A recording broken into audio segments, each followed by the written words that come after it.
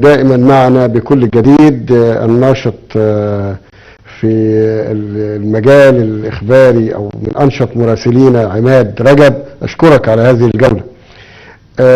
ننتقل بكم إلى أقصى شرق أو جنوب شرق مصر، البحر الأحمر، حيث ننتقل إلى الزميلة ميرفت رفيع مراسلة البحر الأحمر للقناة.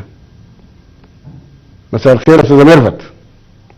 اهلا وسهلا بحضرتك، اهلا بيكم وبكل مشاهدي قناه العائله وتغطيه اعلاميه لما يدور في محافظه البحر الاحمر. اتفضل. محافظه البحر الاحمر قدمناها لمشاركه اليوم 25 مارس 2017 في حمله ساعه الارض، وذلك عبر البوابه الالكترونيه لتوحيد الشعوب وحمايه كوكب الارض، وذلك بإغلاق الأضواء والأجهزة الكهربائية والبقاء على أضواء الشموع لمدة ساعة من الساعة 8:30 مساء وحتى 9:30. كما أكدت المحافظة على ضرورة المشاركة الآمنة والسليمة، وأنه لن يتم قطع الكهرباء عن المستشفيات والأماكن الحساسة والحيوية. استكمالا لخطة دعم السياحة بمحافظة البحر الأحمر، نظمت شركة الاسموديل مانجمنت الحفل القبل النهائي لمسابقة ملكة جمال البحر الأحمر، وذلك بفندق عربية أزور بمشاركة 14 فتاة، 6 فتيات مصريات و8 من جنسيات أخرى أجنبية، ألمانيا وروسيا وإيطاليا.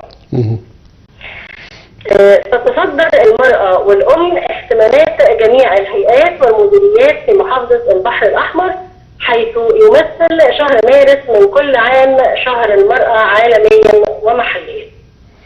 تمام.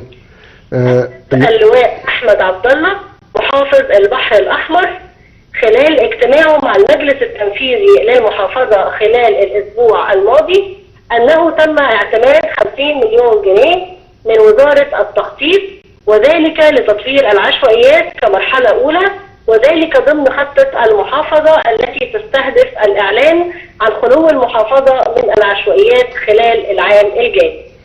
أشكرك جدا جدا على هذه الجولة الإخبارية الشاملة، ونلتقي الأسبوع القادم معك أستاذة ميرفت. أعزائي المشاهدين، من أقصى جنوب شرق مصر في البحر الأحمر إلى حدودنا الغربية من محافظة مطروح. محافظة مطروح يعني تستعد إلى استقبال موسمها السياحي الداخلي باستعدادات كبيرة. نلتقي مع زميلتنا غادة الدربالي من محافظة مطروح. أستاذة غادة مساء الخير. ألو. أستاذة غادة مساء الخير.